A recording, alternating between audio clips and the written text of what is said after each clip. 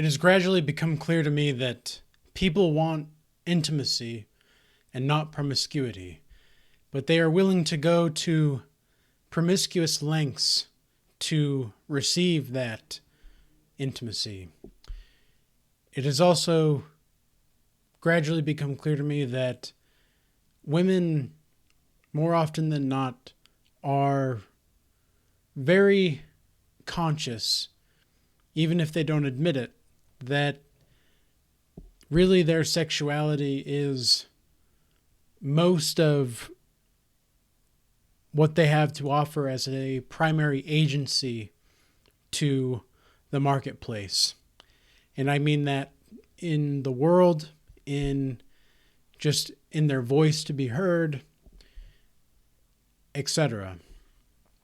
I'm not really saying that it's right or wrong. I'm just making an observation.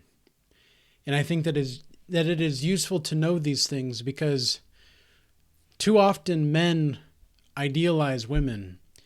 And I'm not sure if women understand this, but men and women, though their concept of love is obviously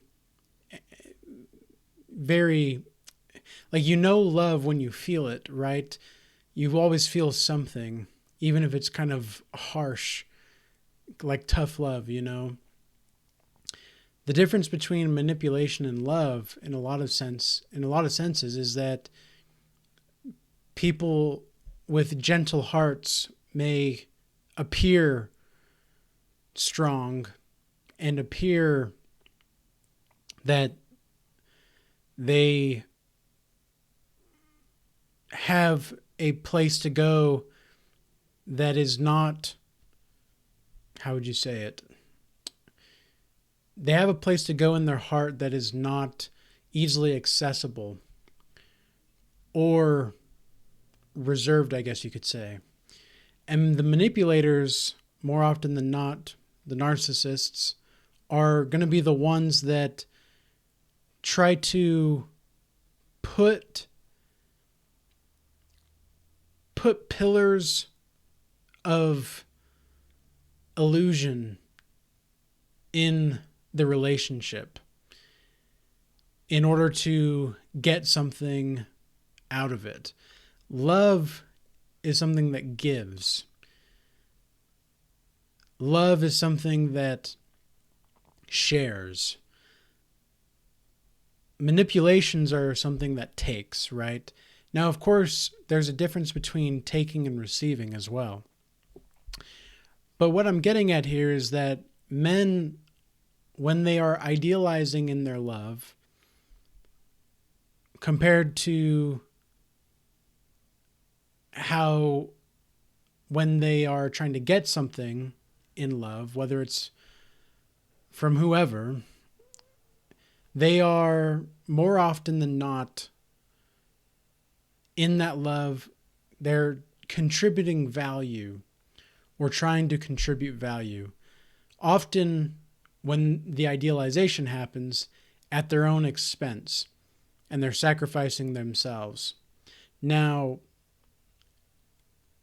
I'm not saying that you shouldn't be able to sacrifice yourself, but I'm saying that to sacrifice your wants and needs for the sake of someone else and not putting your own needs first, that's when there's an issue. So men, do not ever idealize women. It is just not a good idea. It's just not going to be helpful to your livelihood or your self-esteem, because inevitably, whenever you idealize a woman, think about this. When's the last time you've idealized a woman as a man and the relationship has worked out well? Not very often, right? Now, the song by Bob Dylan, it's Just Like a Woman. It says, the lyrics go something like, actually, let me just pull up the lyrics because I think it'd be good to just read the lyrics. It says at one point, She takes just like a woman. She makes love just like a woman. She aches just like a woman, but she breaks like a little girl. Now, obviously, this is the kind of just the overall description of what it's like to love a woman. Women naturally trade their bodies and just everything about the physical for the man's soul, really. Because a truly beautiful feminine woman wants to share the man's soul in that relationship with a man. And I think it's funny how oftentimes there's a proclivity to think that women don't get the attention or validation they need or want. That's all social media is. That's all our modern world is nowadays, is just attention to women. And to all the women watching this or to listening to this, I'm just speaking a fact here. And the majority of men are just, I think they're tired of holding back love because they don't know what to do with it. And so there often just comes a time in a man's life where there's just nowhere for companionship or love to go. And that's where this like built up anxiety happens. And then there's just this self-doubt and self-deprecation that occurs. And like, I was out and about the other day and this gentleman gave this gentleman gave a woman that was working at this pizza place a rose. The man was very shy and timid, and obviously I couldn't actually tell whether he was like delivering it for someone or if he was the actual like giver of the rose, you know. It was very strange. He didn't say much. He just gave her the rose and left. And the woman that he gave it to was she was attractive. I would say to most people, at least most men would say probably that she's attractive. And she just took the rose and she looked at it and kind of like gave it up. Didn't think much of it. And the guy walked out like on his phone and he was just frantic, it seemed. He was just very frantic. It was a very strange occurrence. But something that I learned from that was that women don't really want roses. They don't really want men to give them things all the time.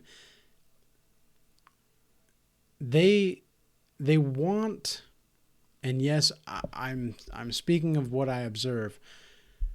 Women want a man that is capable of being a shepherd, so to speak.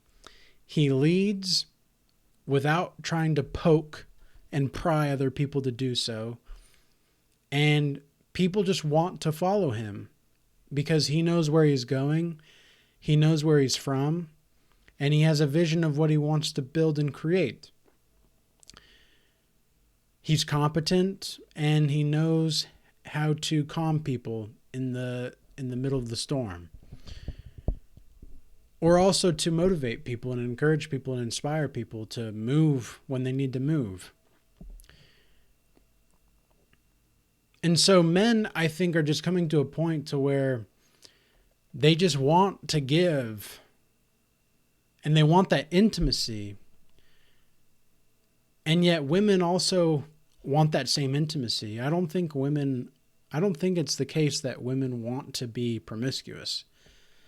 I think that women, like some people, some women will say that it's empowering to do that, which I don't think they believe it themselves, but, and it just isn't. But to even wonder why there's a lack of intimacy, I think the biggest thing is just fear. We're in a state of being told to and taught how to take praise but not criticism.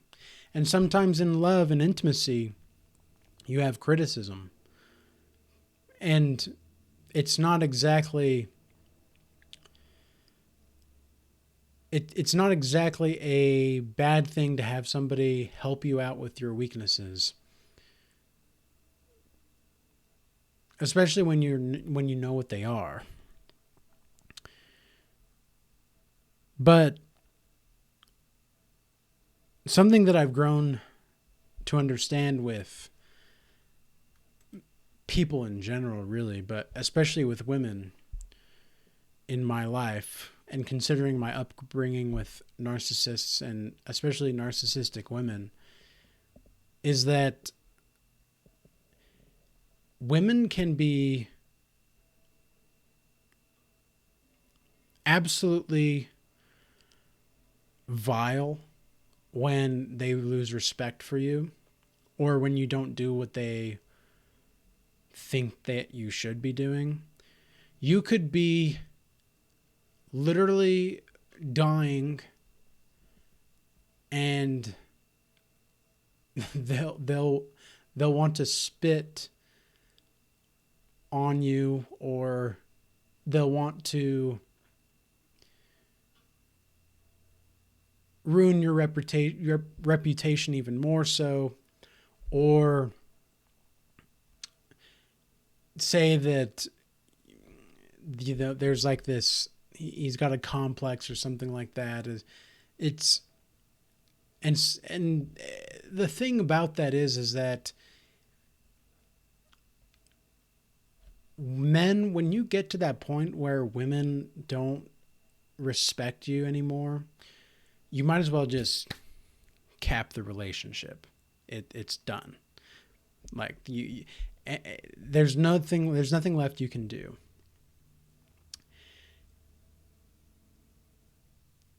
I don't think it's possible to regain respect from women. And I think that's why so many relationships that go on and off again never really work out in the end. Unless they can't find anybody else that wants them either. So there's that. But I've also grown to understand that sometimes being alone is what makes the most sense sometimes in this world, this modern world, where I've also learned I don't really trust anyone apart from God.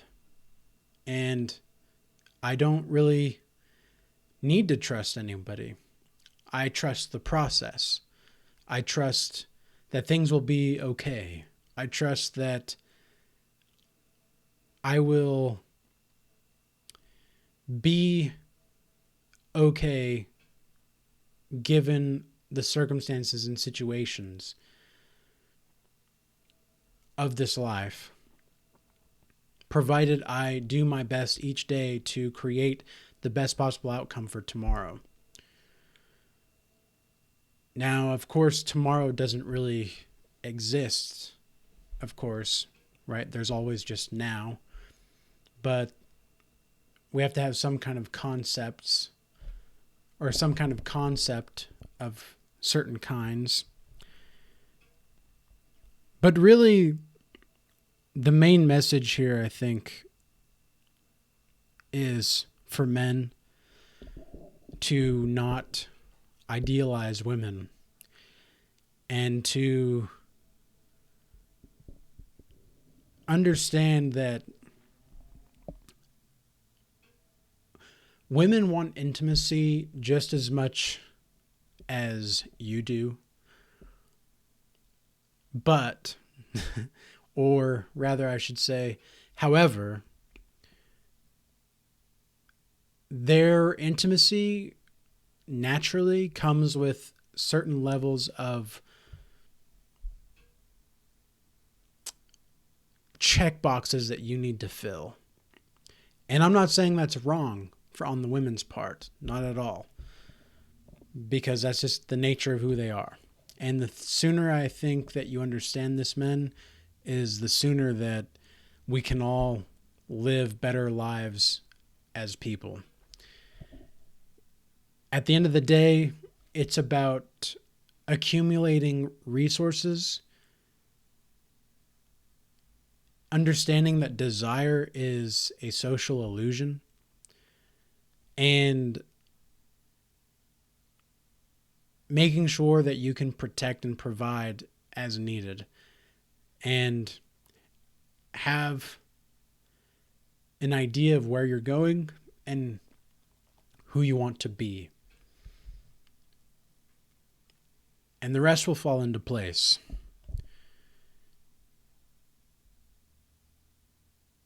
With that being said, I hope this message was useful and informative. Until next time, peace be with you.